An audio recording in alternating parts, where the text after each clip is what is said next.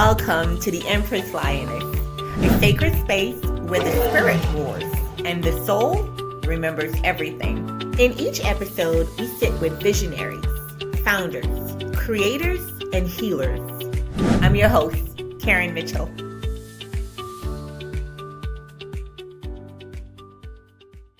Welcome back to the Empress Lioness Podcast, the sanctuary for women who are done shrinking and ready to rise into their inner throne. Today's episode is called Energy Healing for the Empress, releasing what no longer belongs to you. And sis, this one is going to be deep exhale for your spirit. My guest today, Miss Tara Winslow, is an intuitive energy healer, identity shifting guide, and life reinvention expert whose journey is nothing short of miraculous. She released 220 pounds naturally, healed deep emotional and energetic trauma, and now helps women free themselves from the energetic weight they've been carrying for years, sometimes decades. This episode is for the Empress who knows she's carrying stories, emotions, and energies that are not hers. This is for the woman who is ready to let go, shed, release, and return home to herself. Let's dive in. Welcome, Tara. How are you? Oh, I was so good, Karen. Thank you so much for that introduction. Absolutely love it. You are just beautiful. Oh, thank you so much. You are as well. So, Tara, what was the moment when you realized I have to release the woman I used to be in order to become the woman I truly am? The moment was losing my baby sister to cancer. Yes, it's one of those moments where it is such a heart-wrenching, heartbreaking experience in my life, and also an experience in my life that I can say was the moment that brought me home. And Trisha helped me. After she passed, I started to realize that I was an intuitive healer. I began to have conversations with her. She would show up in my dreams. She guided me into meditation. She was relentless. She was relentless when she was here, and she is more relentless now when she has left. And Wow. yeah, Trisha, honestly, right what happened, Karen, and it was 5 days after her burial service, I was sitting outside on our swing by our pond in the yard, and I was listening to music, trying to just get anything to help my heart to not feel so broken. Yeah. And instantly I knew, like, Tara, you've not been living your fullest life. You've not been yourself. You're always wondering what's missing. You're trying to figure out who you're supposed to be. And no matter what you do, nothing, like, you're 43 years old and you've had all these, like, I've done jobs, I've opened businesses, I've sold businesses, I've done all this wild stuff, and I still feel like something is missing and I can't figure it out. In that moment, I heard Trisha say, Tara, you're the one that's missing. You're missing. And that's what brought me home to realize that is true. I've not been myself. I've been hiding behind multiple identities of trying to fit in, trying to be good enough, and hoping to never be rejected. That was my biggest fear. Oh, wow. So you've been dimming your light the entire time, and it took the death of your sister for you to actually see your light. That is so incredible? Because a lot of people, when they think about death and spirits, they call them ghosts, but they don't think about connecting with them. They never think about that. They just think, oh, they're gone on to somewhere else and we never see them again. But Right. I know, just like you, that you can feel them. They talk to you. They're still here. Yes, yes. So how did your healing journey begin? Was that the beginning of your healing journey? It was, once a door opens, it happened. I was brought into this workshop that was about identity shifting. I went through the workshop. I went through a meditation. I fully started to feel like I knew the path I was supposed to follow. I started to receive directions. I could hear intuitively. And for your listeners that maybe aren't sure of what that means, it's my voice. However, I know it's not me giving the direction. Right. It's this direction of instructions that makes my entire body know that I'm being guided down the path. You know, some people talk about it, God. It could be God, the universe, the higher power. I speak to all three. So it's whoever every individual listening speaks to. And so I Right. started to receive the guidance of going here, doing this, showing up this way. And for the first time in my life, I was like, I know what I'm supposed to do. Every other time it was a battle. I felt like everything was so hard. It felt like I had to work 10 times harder to get things done. And this was just naturally laying itself out. And I knew the programs, I knew the places, I knew the how, I knew the people. Everything just laid itself out. And I followed the journey of becoming a healer and opening my business and practicing healing out of my healing space. Oh, wow. So tell us a little bit more about the business part of it, because you said you opened up this business. Tell us, what do you do? So my business is Be the Change You Need. And I shortened it down to bitchin because the first letter of each of those words is bitchin. And so it's Bitchin Healing Collective is my company name, my business name. And within my space on site location, I do one-on-one sessions or also virtually. So I have women around the world that I'm blessed to be able to spend time with. And in this space, I do what is called a soul medicine session. That is my Yes. most prominent session. And the reason is that it's energy clearing. It's also integrated energy therapy where I'm working on 9 different parts of your body with the help of the archangels. I have 7 different archangels that come in and guide me.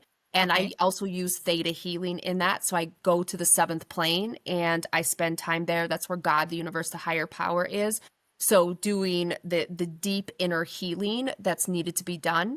And in the session, we're releasing out negative emotions like distrust, betrayal, heartache, Yes. anger, fear.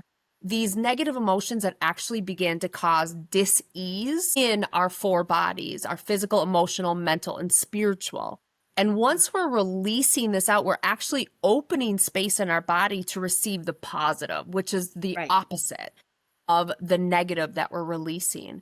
And what happens is it actually heals our body. It actually removes a negative that's, I call it can become stagnant or their Right. imprints, discarnate energy, and it starts to shut us down because we don't have energy flow that naturally flows through our body. And so we begin to close up. This is why we become out of alignment with our truth, where we feel like we can't be our authentic selves. We feel lost, disconnected. We're not sure who we are. Yeah. Pain starts to set in. And so releasing out the negative and integrating in the positive, also doing neuro-linguistic programming, releasing of the limiting beliefs. So it's a little bit of everything in the soul medicine session. I also do the past life regression sessions to help with Oh, wow. understanding struggles. Yeah. And then intuitive coaching. I also do intuitive coaching in either online or in person.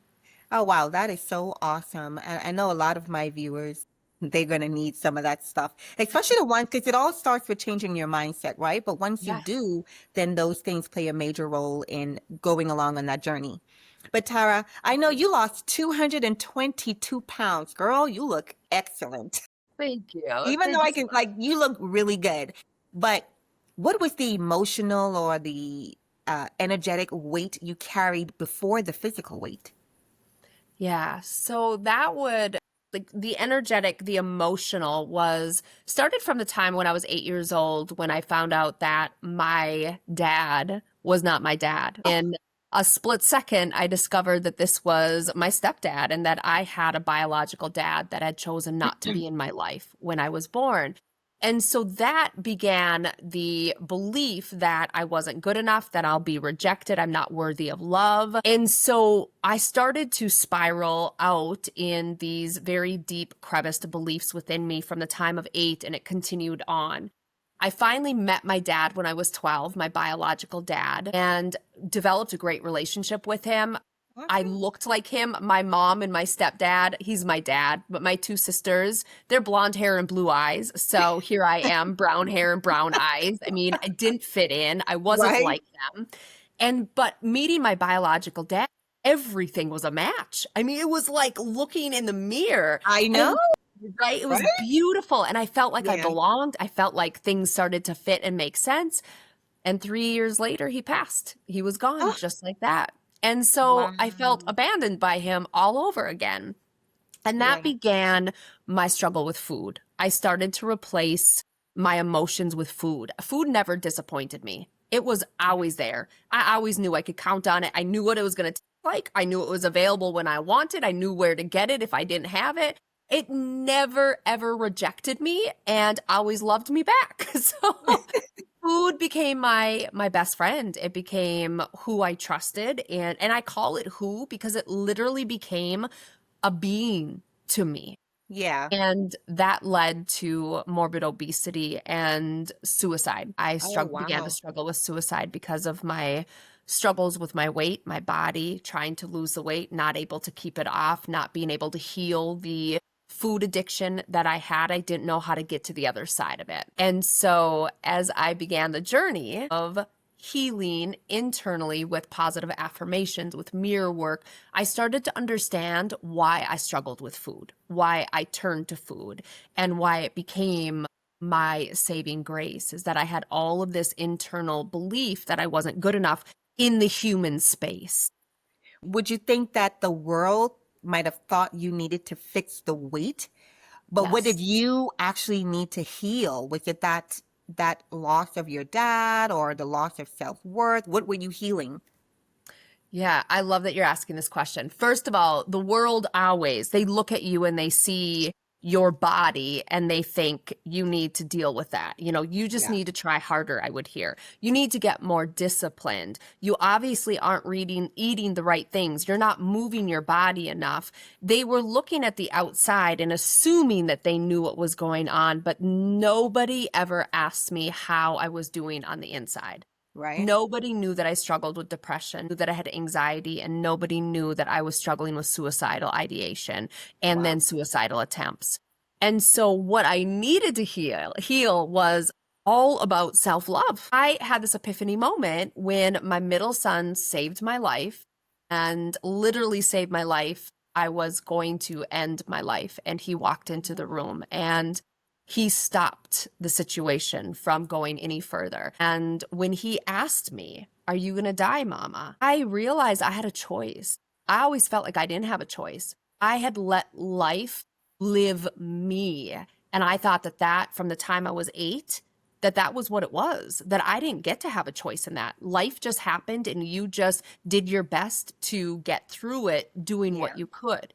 And in that moment, I realized I'd tried everything to lose the weight that was harming me. I would shun myself. I would starve myself. I would deprive myself of food. I started to struggle with bulimia. And so I lived a year and a half purging food. All of the things that I'd done was to hurt me or harm me. I never tried to love myself. Wow. And so the healing came from realizing that I deserved to be loved, but it had to start with me loving myself first because Right. I was looking for love in all of the external relationships, believing that's where it could come from. I didn't know that I could choose to love myself. And when I began to love myself, every bit of me, 338 body, I loved the woman that I saw looking back at me in the mirror. I started to find the way to make the small steps that allowed me to begin to drop the pounds. Oh, that's an incredible story because a lot of women face depression and Hmm. suicidal thoughts on a daily basis, and they never know they don't have anyone to turn to, and there's some people are afraid to even speak about it. But that is so incredible that you were able to get through that.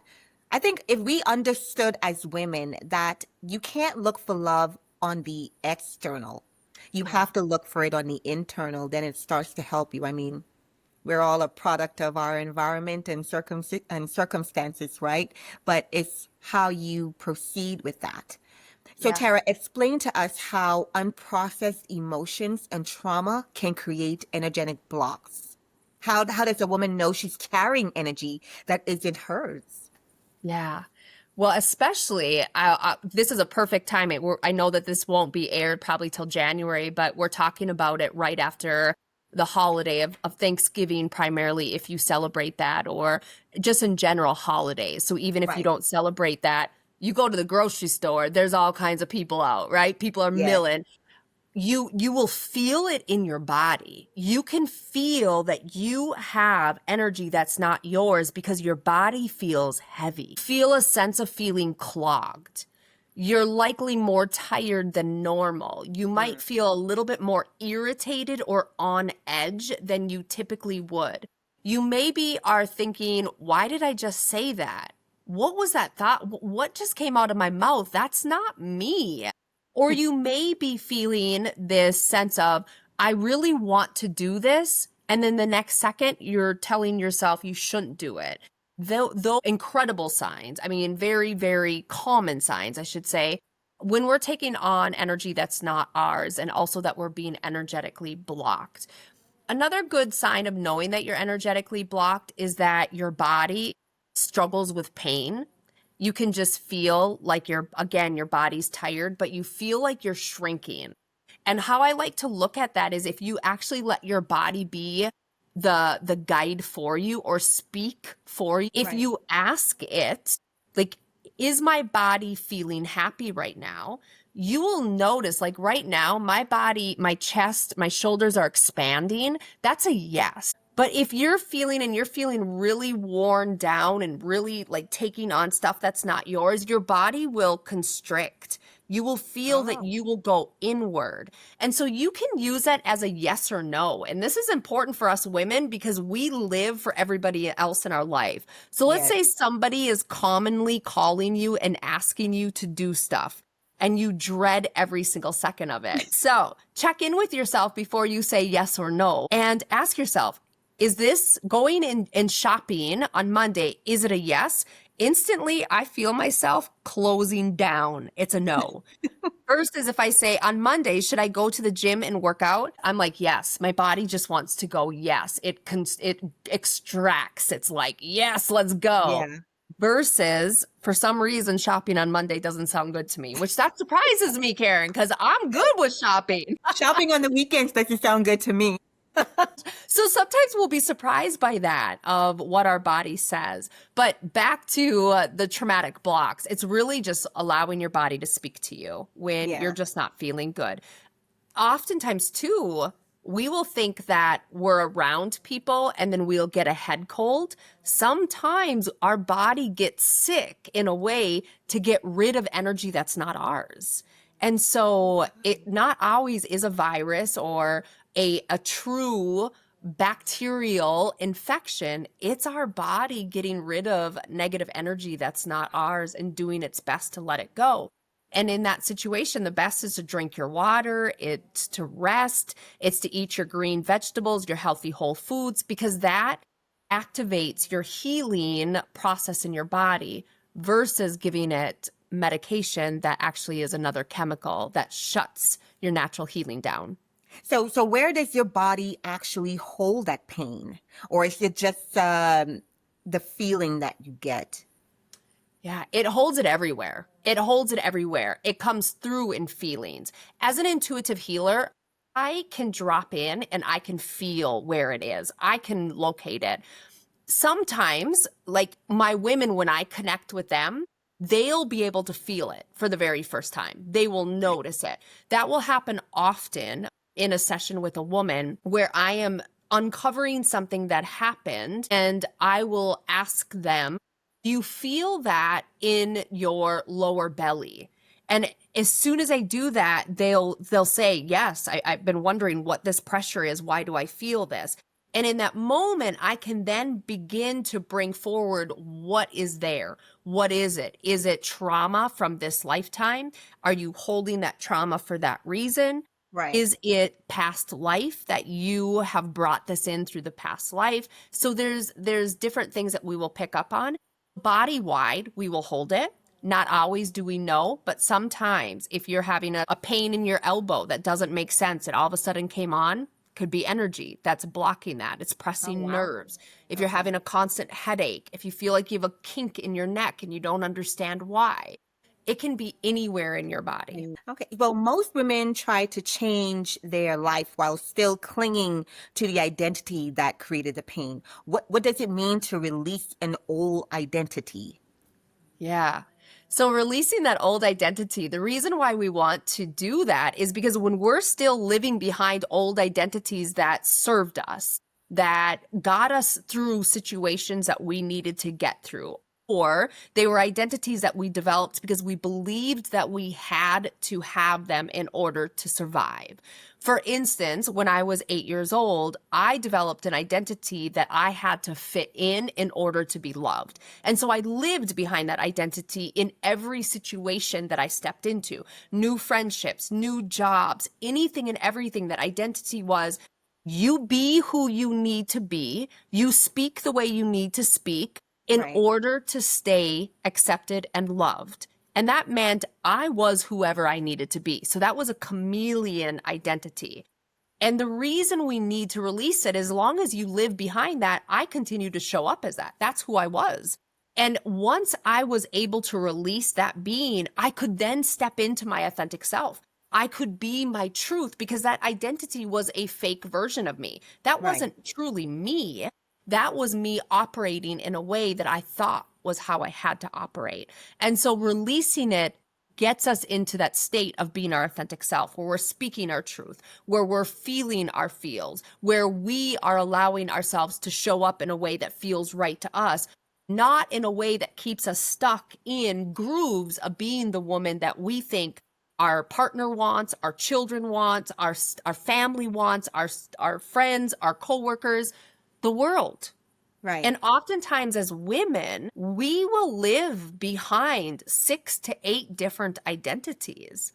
We will be who each person that matters to us needs to be in order for them to like us, to accept us, to want us. That's exhausting. And that's why we become disconnected, right? Because when I look in the mirror and I think about having 6 to 8 different identities, who is my real self? Right? You've lost her. Absolutely. You have no idea who she is anymore because you don't show up as her at all. Yeah. So releasing those identities brings you home. Oh, wow. And it truly allows us, I think this is, other than being your authentic self, where you begin to boldly create the life you want and you feel like you're finally living the life that you love living, is that you finally are able to release the people that are not in your life for your best interest. Because oftentimes those identities are keeping us connected, corded to people that we believe we have to have in order to survive. And most times that is a limiting belief that's keeping us stuck in a life that we don't want to live anymore. When you say release what no longer belongs to you, Tara, what are the most common energies women are unknowingly holding? Yeah. Resentment is number one. Wildly. Like, I was blown away when I found resentment, but it makes sense to me now because we're doing everything for everybody. We're showing up the way people want us to show up, and we naturally start to resent it internally because when do I get my nails done? When do I get somebody to make me a meal? Who's going to wash these damn dishes for me, right? You start to resent it, and then you don't dare say anything, so you resent that you have to stay quiet, right? So resentment is the first one. Self-doubt, worth, good enough. My whole body is vibrating with tingling as I say the word enough. That word tied, I'm not good enough, I'm not pretty enough, I'm not smart enough, I'm not lovable enough, I'm not successful enough. That word ties us women so tight that we will bury ourselves to stay unseen because we think we are such a shame. When I say that, like, my whole body cries because I feel, as a collective of women, we are so caught up in wanting to hide ourselves because we're embarrassed of who we are. And we believe that we don't have a choice, that we don't get to be who we want to be. We have to be who the world, who the society, who people we love say that we have to be. And it feels so wrong to us. And yet we have no idea how to get out of it. So releasing those negative emotions frees us from being in that state of not being in the right state of authenticity. So how does a woman begin that process of just letting go, not from force, but from an energetic alignment? Absolutely. So when I started, it was truly through affirmations. It was writing out things that I wanted to feel. It's knowing that what we bring into our life, so often we hear it's what you think about, you bring about. While that is true, it's so much deeper than that. It's what you feel. It's all in your feelings of what you're bringing in. And so it's asking yourself, what do I want to feel instead? What do I want to experience instead? What do I want to have instead? And it's feeling into that as you're writing that from a state of gratitude. I'm so grateful that I feel loved every single day. I'm so grateful that my husband comes home and hugs me and shows me that he values me and loves me. And some of the women right now, as I say that, they're like, yeah, right, as if that's ever going to happen. And what I'll say to you is, I get you. I felt that. I believed that every day. And I started to write it and I started to believe it and I started to know that it was going to happen. And now my husband comes home and it brings me to tears because he walks in, he puts his stuff down and he hugs me and he tells me, I love you. And he says it with so much genuine truth in his words. I've never felt so loved in my life by my husband. Wow. Yeah. And so that's the start where I started. And so I always like to give that because that's something every woman can start to do right now. Yeah. Everybody has a piece of paper. And if you don't have a piece of paper, you can get a notebook. And if you are desperate and you don't have either, I promise you can find something to write. And you've got a wall that could be painted. So you can start writing like in their space. Start writing wherever. And just get these feelings out and allow yourself to feel what you truly desire. Another is meditation, allowing yourself to go into meditation to be able to release. And I started with guided. That was where I had to start because I couldn't quiet my mind. Yeah. And there is nothing wrong with guided meditation. That's why there are a trillion guided meditations out there, because us women, we are busy. Our minds are going constantly. We need somebody to speak to us, to guide us in relaxing. So starting with guided meditations, maybe you're wanting to feel more confident. Maybe you're wanting to release negativity. Maybe you're wanting to release impatience or anxiety. Go to YouTube and Google that, a meditation around what it is that you're wanting, and allow yourself to be immersed in that meditation to receive. And then, of course, there's people like me that are healers that can be the vessel and can take it from you, can heal it, release it, and free your body of it. So once you start practicing with guided meditation, because my husband always goes, well, you're still on guided meditation, you got to do something else. But honestly, I have a hard time doing it on my own. Like it takes a minute and then I fall asleep, honestly.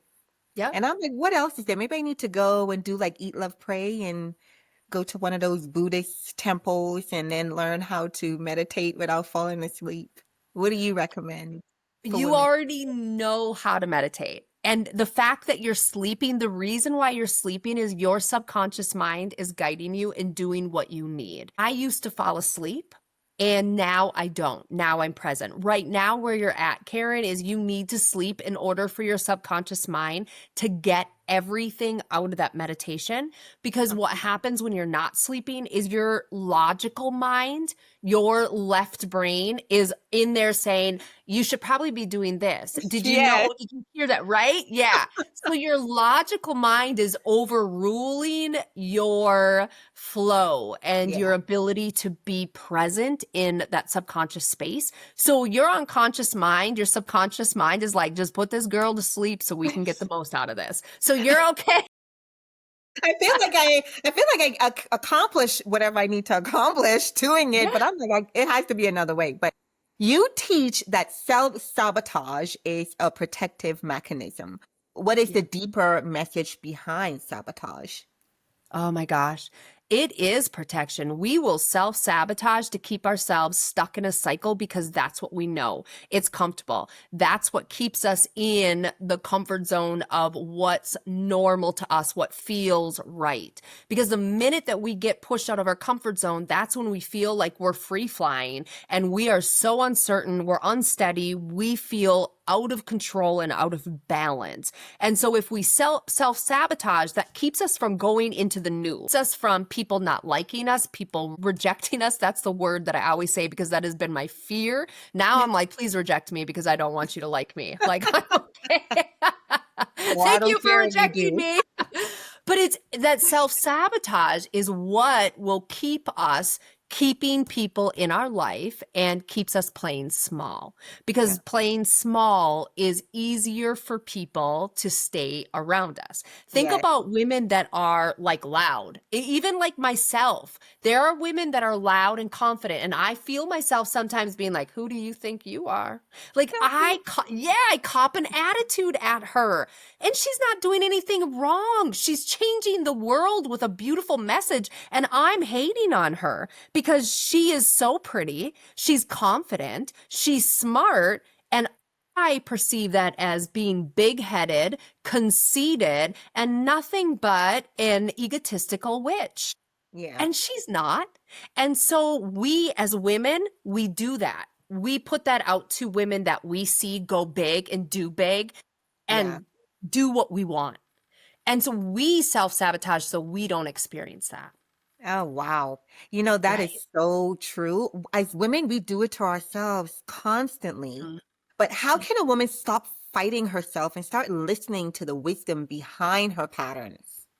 Yeah. Oh my gosh, that was my hardest battle. Some days I'm still in it, Karen. Some days I am still in listening to myself. Gabby Bernstein taught me this in a YouTube video, and I will forever love her now that I've gotten past not liking her because she's pretty and smart and all the things. She says, I witness that I'm out of alignment with my power, and I choose to see peace instead. Literally, my entire body, Karen, right now just relaxed. And when I say that, it allows me to then get centered and ask myself, what's going on? What are you feeling? I love to go in and just ask myself, like one hand on my chest, one on my belly, and say, what is that emotion that I'm feeling right now? And right now, honestly, what I feel is criticism. And so what that I'm going to ask is, what is it about this criticism that I need to know about? And it's all centered around what usually happens when I hop on to interview is who's going to hear me and who's going to criticize me because I don't look good enough. I don't sound smart enough. So that fear is what is cycling through me. And now that I know that, I can just ask, what do you need me to know? And what do I need to do? And I just allow that inner guidance to say, just know that you are doing the best. You're sharing a message. You're doing what some women can't do yet. And you're leading the way. And when I say that, I want to cry. And because I am so proud of myself that I'm doing this and I am okay with being here. And when we can allow ourselves to just start checking in and allowing ourselves to hear ourselves, quiet the noise, go into, if you have to, a closet and sit in the bottom of the closet, just shut the door and just hand on your chest, hand on your belly. Either, it doesn't matter which way it is, whatever feels right, and just allow yourself to ground in and hear. That brings you into listening and hearing, and then journal. Oh my goodness. When we can journal, I experienced today that criticism was a fear, and this is what I needed to know, and this is what I needed to do. That allows me to understand what's vibrating, and it helps me to help myself to know the next time this happens. I know, like, all right, criticism's popping up. This is what I need to do. And then I just start flowing and I start going. And pretty soon I spend less time in that lack mentality and more in that wide open, abundant space of living in gratitude and love and just doing and being me. Oh, wow. So, Tara, if a woman wants to shift into her next identity, what energetic preparation does she need? First of all, you need to know why you want to shift into your next identity. We need to have awareness. Awareness is the first energetic shift that we have to have. Why is it important for you to shift into your next identity? And you right now are likely saying, I don't know. And what I'm going to say to you is I know that you don't know, but if you were to know, and right now you likely just felt your body start to vibrate and shift because your subconscious mind is saying, I can share with you. I can tell you. So what I want you to do then is I want you to grab a pen, I want you to grab a paper, and I want you to say, I ask my unconscious mind to just speak through my words as I write. There's pen in your power. Light a candle if you like a candle, put on some quiet, calming music. And again, I ask my unconscious mind, I ask the universe to guide me and speak to me through my words and write. Why is it important for you to shift into your next identity? Once you have that awareness, now you know what do you need to release and let go of. When you have that understanding, that's going to give you next steps. You will be guided. The universe, God, the higher power, whoever you speak to, will start giving you the next steps. I love to look at it this way. Once you're aware and you know this is why and this is where I'm going, you're standing in the garden and you're waiting. And all of a sudden, the paving stone shows up and you know that's your next step. For me, it was an identity shifting workshop. I knew that I had to be part of this and I was part of it and everything lined up. The time, the day, everything was perfect. At one moment, I was like, financially, the cost of this at this moment, I could not have swung it, Karen. And then I just kept asking myself, what's next? What's next? I journaled. And the next thing I knew, she was giving 5 coupons away for free participation in this workshop. I got to attend this 3-hour workshop that changed my life for free. So it's journaling and writing and asking and being aware, standing in that garden, knowing that the next steps are coming as long as you're continuing to ask, to receive, to be guided. And then that paving stone will show up and you'll step, and then the next, and then the next, and then the next, and you'll continue to be guided to that next identity. I know on this podcast, we always talk about having Empress energy, which means something different to me than it's going to mean for every other woman. But I want to know, what does true Empress energy feel like inside the body? Oh my gosh. For me, it is so much power radiating right underneath my skin. And it is an emerald green. It's emerald, it's Empress, and it just flows through the body and it makes me feel like there's nothing that I cannot handle. I am the Empress. I am in control. And what I choose, thy shall be done. Yeah. That's what comes to me as I drop into that. All right. That's what it is for me. Sitting on my throne and knowing that the world is my oyster, that I have the God that people see on the outside, the universe, that is me. Yeah. And that is my true Empress energy.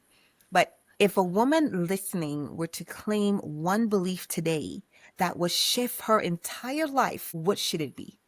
That you're worthy of being who you were created to be. You were not brought here to play small. And so knowing that you in your truth is what will change the world is the belief that you need to hold on to. Wow, that's awesome, Tara. Please tell our listeners how they can connect with you. Yes. Oh my gosh. Well, I'm an open book, so you can find me pretty much anywhere. So I'll make it easy. Go to my website.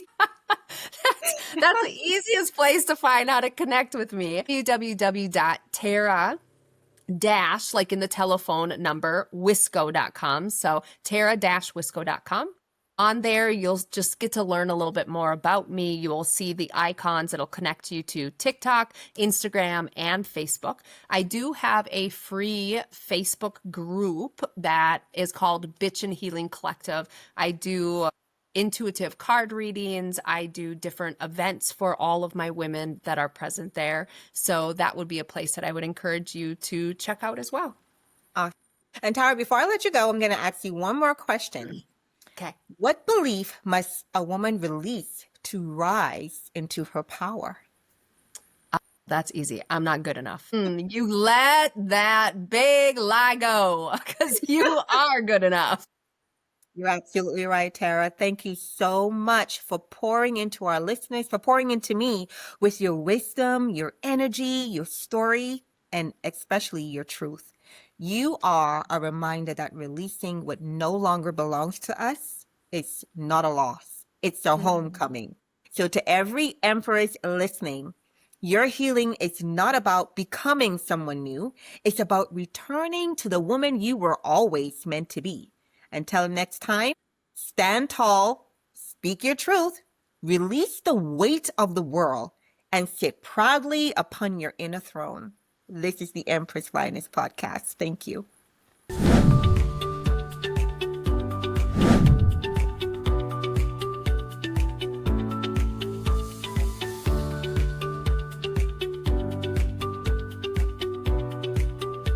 I'm your host, Karen Mitchell.